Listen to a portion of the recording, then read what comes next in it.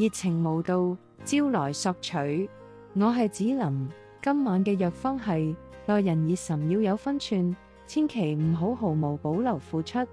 年輕時對所有人都熱情主動，只要有人靠近就毫無保留善待。